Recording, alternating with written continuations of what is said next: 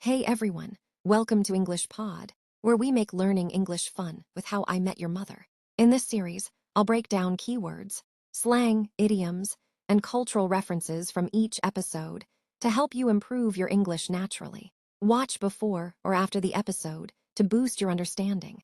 Subscribe and turn on notifications. Let's dive in. Okay, that feeling, when the clock is ticking down to midnight on New Year's Eve, and suddenly there's this huge pressure for the night to be, well, perfect. It really is remarkable how much we load onto that one single evening. Isn't it, though? Yeah. And you sent over some really interesting material that got us thinking about this whole idea of, why we build up New Year's Eve the way we do, and how even something like a sitcom can actually reveal a lot about that. Yeah, there is so much cultural baggage attached to a single evening, and your collection of sources does such a brilliant job of looking at a very specific example of that, through this lens that everyone can relate to, this popular show. Right. So for this deep dive, we're not tackling some historical event or, I don't know, a complicated scientific study. We're going super granular here. We're going deep into the language and the cultural references in one specific episode of How I Met Your Mother. Season 1, Episode 11. It's called, very fittingly, The Limo. Focusing on a single episode like this can be surprisingly revealing, because even in something that seems like light entertainment, there are all these subtle linguistic cues and these shared cultural understandings. It's like learning by osmosis, almost. Exactly. And the examples you picked out they're perfect for illustrating this. So our mission today, it's pretty simple, but hopefully, eye-opening.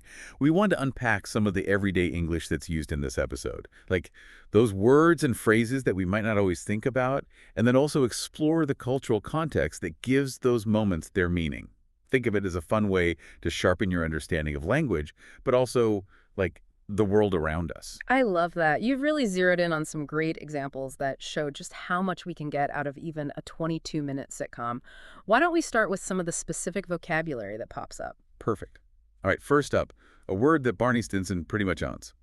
Legendary. He uses it all the time, but in this episode, right as they're all getting into the limo, he says, tonight's going to be legendary. And that right there is how legendary is so often used today. Like, the traditional meaning is about being extremely famous or remarkable, right? But Barney and so many other English speakers use it with this sense of humorous exaggeration, almost like a wink to the audience. A way to build excitement, even if the reality doesn't quite, live up to it. Exactly. And this tendency to use these really strong adjectives for ordinary things, it's something you see everywhere. Online, in conversations, we want to make everything feel bigger than it is. And it kind of hints at that gap between our expectations and what actually happens, which often is where the comedy comes from, right? Absolutely. It's like when someone says, this pizza is going to be life-changing.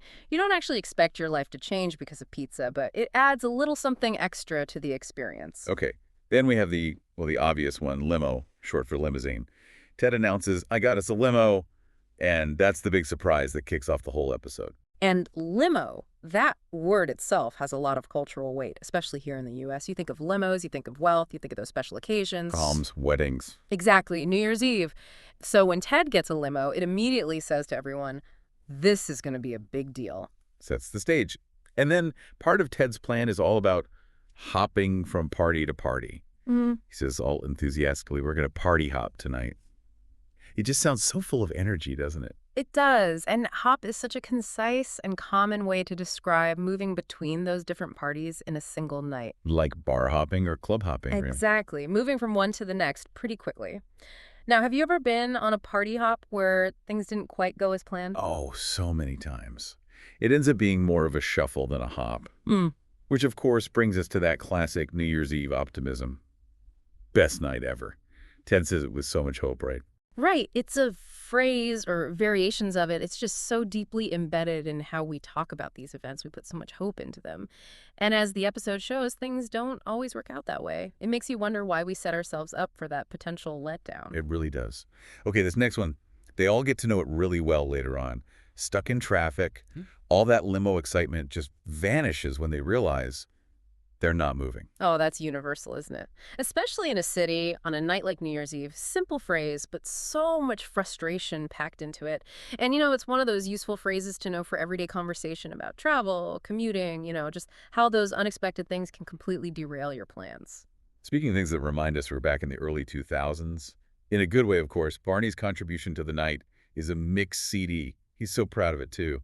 I made a mixed CD. It's got Bon Jovi on it. For those who might be too young to remember, a mix CD was a collection of songs, very carefully chosen, and then you'd burn them onto a CD. This was way before playlists were everywhere. It was such a personal thing. It was. And Barney being so proud of his Bon Jovi mix CD, it's just a perfect snapshot of that moment in time. It reminds us how much technology has changed, not just how we listen to music, but how we share it, how we express ourselves through music. It was so much more tangible back then. And the big romantic hope of the night, at least for Ted, is a kiss at midnight. He admits it, kind of quietly. I just thought maybe I'd kiss Robin at midnight. The midnight kiss, it's such a tradition, right? Especially in the West. It symbolizes new beginnings, hope for romance in the new year. Ted is really hoping for that with Robin, which shows just how much meaning we put into that one moment. A lot of pressure on that one moment. Okay, before everything goes wrong, when Barney's mix CD starts playing, he shouts, "Crank it." Classic Barney. Crank it. It's slang, of course, for turn up the volume. Often used when you're excited, you want to really feel the music, you know? Fits Barney's personality perfectly. Have you noticed how much slang related to music and sound seems to reflect that heightened emotion? I hadn't thought about that. That's a really good point. Right. And speaking of Barney's personality, he instantly steps into the role of wingman, tells Ted, "I'm your wingman tonight, bro." Ah, wingman. That's modern dating slang right there. It means a friend who's helping another friend, meet someone, attract someone romantically. Barney's all about that role. And it is interesting, though, wingman is the common term. You don't often hear the female equivalent. Says something about how we think about dating, even if those roles are changing. Now, this next one, it involves a real person and leads to some hilarious chaos. Lily spots someone and asks, "Hey, isn't that Moby?"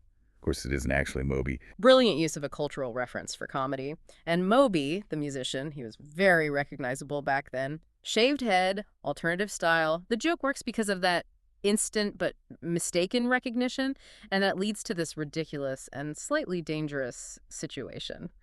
It's funny because it shows how quickly we jump to conclusions based on, well, just how someone looks, and how much we rely on that shared knowledge of pop culture. Have you ever mistaken someone for a celebrity? It can be so awkward. Oh, all the time. Definitely a memorable moment in the episode. So later on, when their perfect New Year's Eve plan is falling apart, Barney tries to save it by talking about the hottest party in town. He says so confidently, "Party #3 is the hottest party in town." Ah, hottest party in town. That's the ultimate phrase for describing the most desirable event, the place to be. Especially on a night like New Year's Eve. You hear it all the time when people are talking about nightlife, social events. It's all about exclusivity. And of course, because their big plan is totally off the rails, tensions get high, and Marshall ends up shouting, "You ditched me." Ditch. Informal word, but so common. It means to abandon someone, leave them behind. Definitely has a negative feeling to it. And when Marshall says he's been ditched, it just adds to the comedy of how badly their night is going. Even if it's meant to be funny, ditched implies a bit of betrayal, right? For sure. As they get closer and closer to midnight, and their perfect night is just not happening, you can feel that urgency. They realize, we won't make it in time for midnight. Make it in time. That's something everyone understands. Deadlines, schedules, the importance of arriving before a certain point, and it really emphasizes just how time-sensitive New Year's Eve is. The countdown, that one specific moment. And even though it's not said out loud, at the very end, there's this sweet moment where Ted and Robin are just cuddling in the limo. They're stuck, but they're close. Cuddle is such a gentle word. A close hug, snuggling usually implies affection, comfort. It's a nice contrast to all the chaos earlier in the episode. And it hints at, that growing romantic connection between them. Even when your plans fail, that simple human connection can be really meaningful. Okay, let's shift gears a bit and dive into some of those cultural references you pointed out. Yeah. The not Moby mix-up is just brilliant comedy. It is. And you're right, Moby's look was so distinct back then. That shaved head, the alternative style. The joke works because of that instant visual recognition, even though it's wrong. And then the whole thing spirals into this absurd situation. They pick up a stranger because he kind of looks like a famous person. It's a funny way to show how much we can be influenced by appearances. Then there's that whole New Year's Eve hype. Barney is just so focused on making the night legendary, putting all this pressure on it. And it resonates with us because, well, we all feel that pressure to some extent. New Year's Eve is supposed to be this amazing, unforgettable experience. Exactly. And this idea of the perfect New Year's Eve, it's everywhere. Movies, TV, ads, it's portrayed as this pivotal night all about romance, excitement. Barney's obsession with the perfect night, it kind of makes fun of that cultural pressure, but he also embodies it, doesn't he? It's interesting to think about where that pressure comes from and why we buy into it so easily. Then there's that casual way Barney mentions a hot cousin as a way to get everyone to go to a party. You said this is kind of a recurring joke in American comedy. It is a bit of a cliche, but recognizable. The idea of mentioning a attractive relative to, get people interested. It's this common gag, usually plays on superficial attraction, and can be a way to show that a character isn't exactly deep. Have you seen this in other shows or movies? Oh yeah, definitely. And it usually means the party is probably not going to be what they expect. Now, for a bit of early 2000s music, Barney puts on Zoo Station by U2 in the limo, shouts, "It's go time!" For anyone who doesn't know, U2 is a huge Irish rock band, and Zoo Station, it's the first track on their album Achtung Baby, and it's a pretty high-energy song. It really is. That driving beat, it perfectly captures that feeling of getting ready for a big night out. And Barney using it as the soundtrack to their supposedly amazing New Year's Eve, it just places the episode in that specific musical moment. Adds a bit of nostalgia for those who remember it. It's funny how certain songs become so connected to specific times, isn't it? It is. And the limo experience is practically a cultural reference all on its own. Limos, especially in American media, are often symbols of celebration, but also wealth, maybe even a bit of over-the-top status. Especially for those big events. Exactly. The limo is a core part of the episode and really important to Barney's idea of a legendary night. And even the fact that their driver is Ranjit, who's a recurring character and always so calm amidst their craziness, it just adds to the humor of the show. It's almost like the limo itself sets this expectation that the night is going to be special, even though reality quickly sets in. And we can't forget Barney's catchphrase, even though it goes way beyond this episode. Suit up. He insists that they all wear suits for this New Year's Eve party. Suit up. It's more than just a line. It's become part of pop culture, mostly because of Barney's character. It's this idea that dressing formally makes everything better, even if it doesn't make sense. It's a big part of Barney's humor, and it plays on that idea of dressing for success, even when success is just having fun. And lastly, the midnight kiss tradition. It's such a common thing in movies and TV, right? Represents this big romantic moment to end the year. Ted's whole night is basically centered around this hope of kissing Robin at midnight. The midnight kiss is really powerful symbolically, represents hope for romance and good luck in the new year. And Ted focusing on this one specific moment with Robin, it drives the whole episode. It makes you wonder why traditions like that have such a strong hold on us. So thinking back on our deep dive into just one episode, it's really amazing how much we can learn about language and culture from it. We look at words related to celebrations, relationships, even the everyday frustration of being stuck in traffic, alongside these cultural touchstones, like mistaking someone for a celebrity, the pressure to have a perfect New Year's Eve, and those recurring jokes that we see in comedies. It's remarkable, isn't it, that a sitcom episode can be such a rich source of information about how we use language and how we understand our culture. And, when we were looking at this episode, we actually pulled out 7. Like 7 really key grammar points that I think you'll find interesting. Okay, cool. So we've got inversion for emphasis, ellipsis, how modal verbs help us make deductions, the subjunctive mood, reduced relative clauses, cleft sentences, Okay. and the future and the past. I feel like I'm back in school, I know, right? but in a good way. In a good way. So let's start with this inversion for emphasis. Okay. Because, normally you'd put the subject of the sentence first. Right. But with this, it's like you're flipping it around. Yeah. So what are we looking for here? So you want to look for those negative adverbials like rarely or not until. Okay. And they come at the beginning of the sentence. So instead of saying we rarely see, Right. you would say rarely do we see. Oh, interesting. Or instead of Ted didn't enjoy the party until midnight, it becomes not until midnight did Ted finally enjoy the party. Okay, so it puts the emphasis on how late it was. Exactly. It creates this sense of drama Okay. and surprise. Got it. Now, episode doesn't explicitly say, never have I seen someone so determined to have the best New Year's Eve ever. Right. But that's the feeling you get from Ted's actions, right? Yeah, totally. He's so fixated on this perfect night. Yeah, and it's kind of funny how, everything keeps going wrong. Exactly.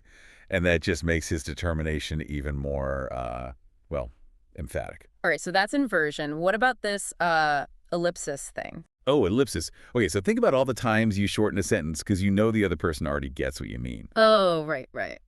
So, like, when Ted sees the fake Moby, he just yells, "That wasn't Moby." He doesn't say, "That man was not Moby." Right, we just get it. Exactly. Or Barney, always with the catchphrases, right? It's go time. Not, "It is go time now." I guess it's like, we all know what's going on. Precisely. It relies on shared context. Makes conversation snappier, more natural. I like it. It's like a secret code between, people who are in the know. Exactly. Okay, on to the next one. What were those verb things again? Modal verbs. Yeah, those. Oh, okay. So you remember must have and can't have plus the past participle. Vaguely. Okay, so these are like your tools for figuring out what happened in the past. Like when someone disappears from the limo, Right. you could say, he must have gotten out at the last party. Oh, that makes sense. Or when they realize it's a fake Moby, it's all, that can't have been Moby. The real guy's like a huge star, right? Yeah, he wouldn't be caught dead at that party. Exactly. Yeah. So you're using logic, based on what you know about the situation. So it's not just random guessing. It's like educated guessing. Exactly. Okay, that's actually really helpful. Right. Now, what was that mood thing again? Oh, the subjunctive mood? Yes. This is the one that trips people up. Oh, I'm sure. It's for talking about things that are hypothetical or things you wish for. Okay. So instead of saying, if I was, you'd say, if I were. If I were a rich man. Exactly. And in the episode, you can almost hear Ted thinking, if only I were with Robin when the clock strikes 12. Ah, that's kind of sweet. It is. And it adds this layer of, like, longing and what ifs. I see. So it's not something you'd use every day, but it adds a certain something to stories. Exactly. Okay, I'm starting to get this. What's next? All right, let's talk about reduced relative clauses. These are all about making sentences more efficient. Efficiency. I like it. Right. So instead of saying the guy who is sitting in the limo, you can just say the guy sitting in the limo. Ah, okay. Or the party that is thrown by my hot cousin becomes the party thrown by my hot cousin. Snappier. Yeah, definitely less wordy. And it sounds more natural, more like how people actually talk. Okay, so it's like cutting out the extra fluff. Precisely. Cool. All right, what about those cleft sentences? What are those all about? Oh, cleft sentences are a way of emphasizing a specific part of your sentence. Okay. You start with it is or it was. Yeah. Then you put the thing you want to emphasize, and then you finish the sentence. So instead of saying Ted wanted to kiss Robin at midnight. You'd say, it was Robin that Ted wanted to kiss at midnight. Oh, so you're really shining a light on Robin. Exactly. It adds this dramatic flair, That's pretty cool. It is. It really helps drive home what's important. Okay, so we've got one more left, right? What was it? Future something? Future in the past. That's it. What's that all about? It's how we talk about things we plan to do, but maybe didn't actually happen. Oh. So we use was there's going to plus the verb. Like when Ted says, we were going to go to 5 parties tonight. Right, but they obviously didn't make it to all of them. Exactly. It adds this layer of, oh, what could have been. It's like looking back on those plans you had, that didn't quite work out. Yeah, exactly. And it happens all the time, right? We make plans, life gets in the way. That's so true. But grammatically, it's a really useful tense for talking about that. Wow, so just in one episode of How I Met Your Mother, we've found all these advanced grammar points. Yeah, it's amazing how much you can find when you really start to look. And who knew a sitcom could be so educational? Right. Here's a synopsis of How I Met Your Mother, Season 1, Episode 11, The Limo. On New Year's Eve, Ted rents a limo to give his friends the best night ever, hoping to hit 5 different parties before midnight. He's determined to make the night legendary and possibly share a midnight kiss with Robin, who is between boyfriends. The group includes Marshall, Lily, Barney, and later Robin and her date Derek. As they race from party to party in the limo, chaos unfolds. Derek is late, Barney brings a mix CD with Bon Jovi's You Give Love a Bad Name, played repeatedly, and they accidentally pick up a guy who looks like the musician Moby, but isn't. Marshall gets separated, Barney loses his suit, and they face multiple setbacks in their party-hopping plan. Ultimately, despite the night's failures, the group ends up stuck in traffic but together, with Robin and Ted sharing a quiet and meaningful moment. The episode ends with Ted getting his New Year's kiss from Robin, not at a big party, but in the limo surrounded by his closest friends. Thanks for watching. I hope you enjoyed learning new words, phrases, grammar, and cultural references from How I Met Your Mother. I'll be back with the next lesson soon. Until then, bye.